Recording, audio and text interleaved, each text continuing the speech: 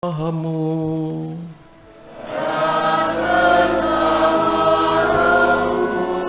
Inilah Injil suci menurut Lukas.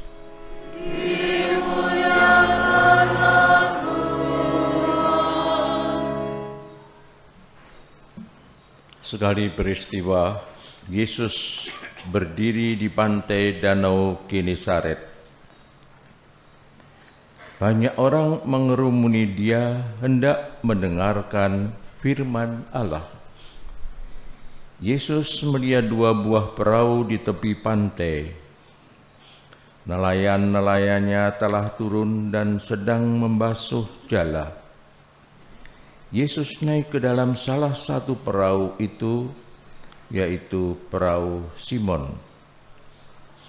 dan menyuruh dia supaya menolakkan perahu itu sedikit jauh dari pantai. Lalu Yesus duduk dan mengajar orang banyak dari atas perahu.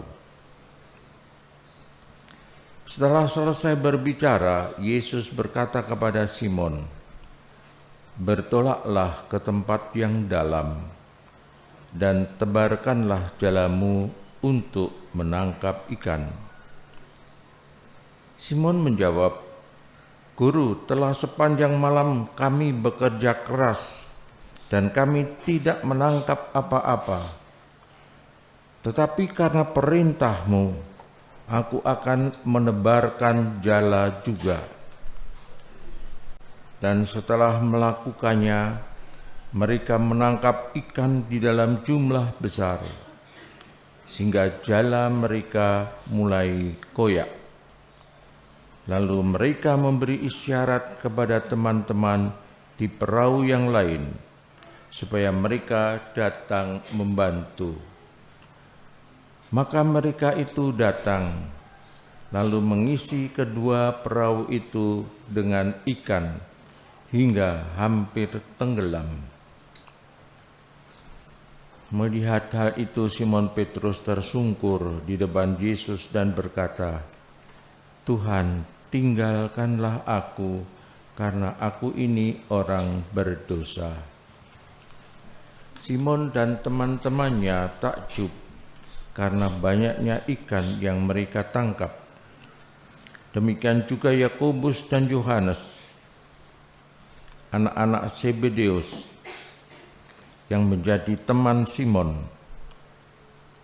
Yesus lalu berkata kepada Simon, "Jangan takut, mulai sekarang engkau akan menjala manusia." Sesudah menghela perahu-perahunya ke darat, mereka pun meninggalkan segala sesuatu dan mengikut Yesus. Demikianlah sabda Tuhan.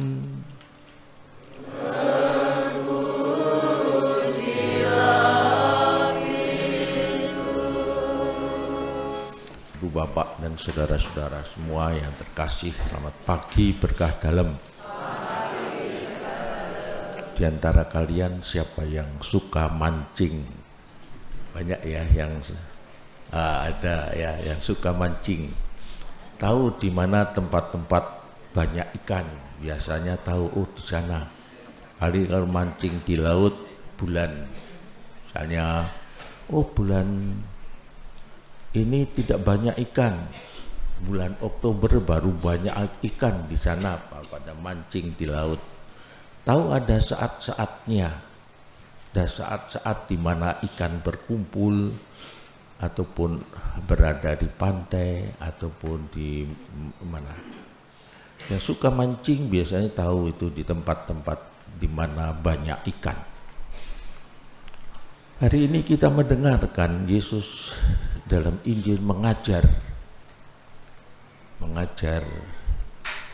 di tepi Danau Genesaret. Dan setelah mengajar banyak orang, Yesus minta kepada Simon,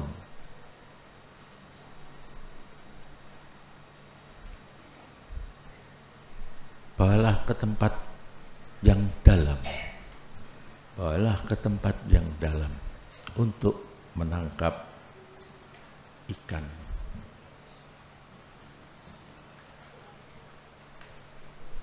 Apa jawab Simon Petrus? Sudah sepanjang malam. Bertolaklah ke tempat yang dalam dan tebarkanlah jalamu untuk menangkap ikan. Simon menjawab, Guru, telah sepanjang malam kami bekerja keras dan kami tidak menangkap apa-apa. Tapi karena perintahmu, aku akan menebarkan jala juga. Sudah sepanjang malam tidak mendapat ikan. Saya kira Simon Petrus dan kawan-kawannya, Andreas, Yakobus, Yohanes adalah nelayan-nelayan di Genesaret, di pantai di Galilea. Mereka tahu seperti kalau orang mancing tadi tahu di mana banyak ikan.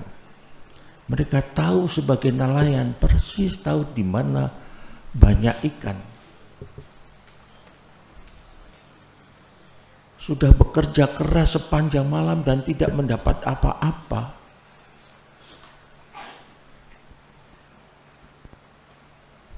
Tapi hanya karena perintahmu, karena kehendakmu, karena perintahmu, karena kata-katamu, tebarkanlah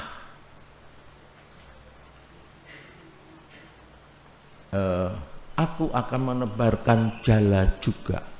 Hanya karena kata-katamu, aku akan menebarkan jala.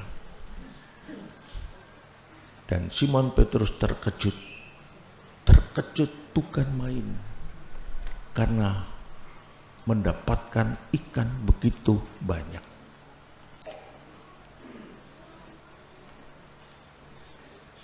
Sampai perahunya itu dimuat ikan begitu banyak dan meminta tolong teman-temannya untuk menolong. Dan apa yang kemudian dikatakan Simon?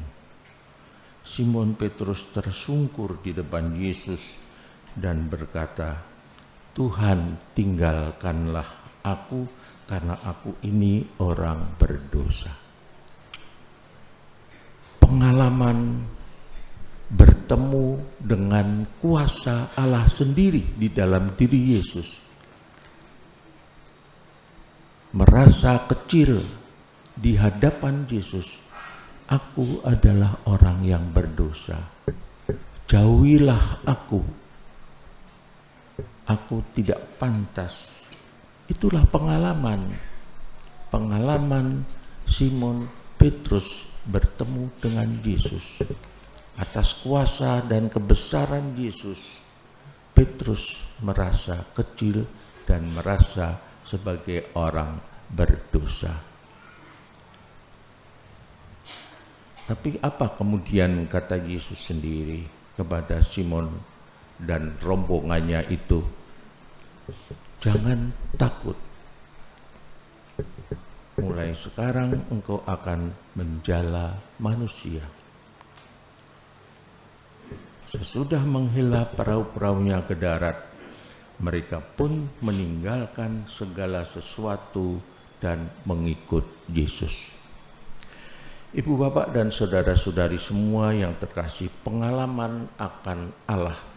Kita semuanya pasti pernah mengalami kebesaran Allah, mengalami kehadiran Allah di dalam kehidupan kita. Aneka macam pengalaman-pengalaman yang bisa kita temui dalam kehidupan kita. Seperti juga di dalam bacaan yang pertama tadi, Yesaya juga demikian, mengalami kebesaran Allah di tempat di bait suci, mengalami kebesaran keagungan Allah, dan di situ dikatakan juga Yesaya, aku ini orang yang najis bibir dan hidup di antara orang-orang yang najis bibir, yang kotor, mengalami Allah yang begitu kudus, yang suci, merasa berdosa. Tetapi Allah melalui malaikatnya membersihkan dengan bara api itu, ya entah bagaimana dibayangkan, tapi maksudnya membersihkan bibir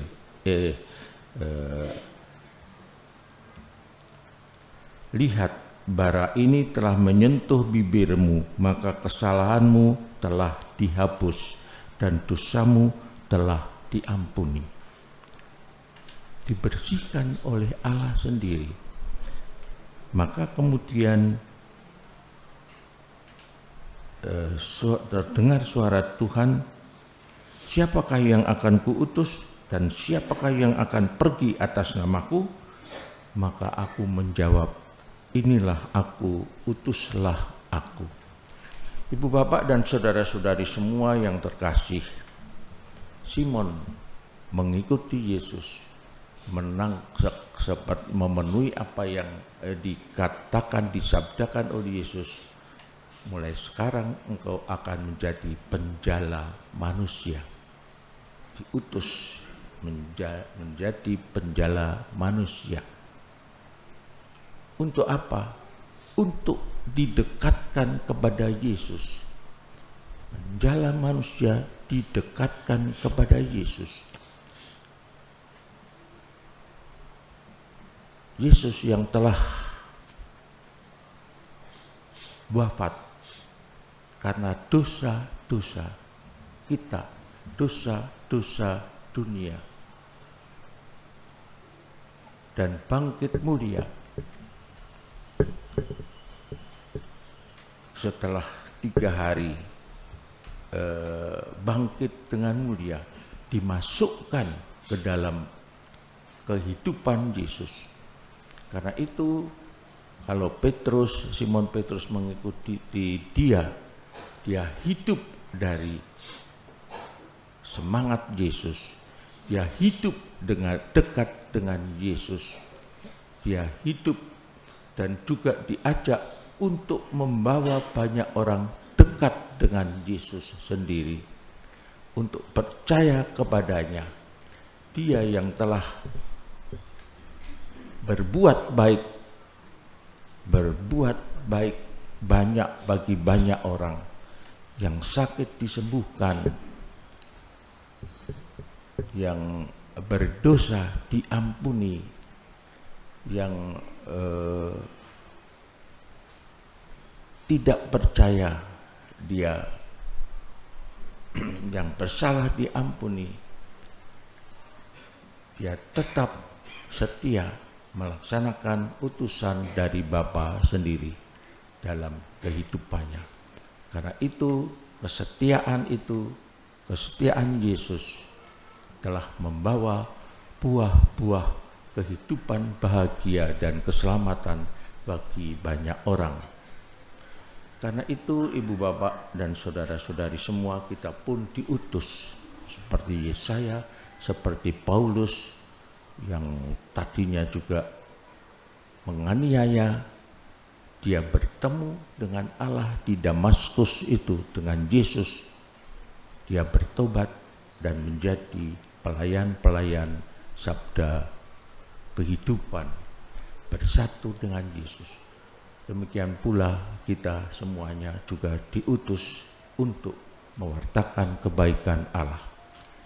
Kita yang mungkin seperti Petrus itu kecil, tidak pantas, tidak layak, tetapi Tuhan yang memberikan kekuatan, Tuhan yang menyertai kehidupan kita, sehingga kita dapat melaksanakan apa yang menjadi utusan, yang menjadi tugas-tugas perutusan kita semua. Marilah kita hening sejenak merenungkan kebaikan dan kebesaran Allah di dalam kehidupan kita semua.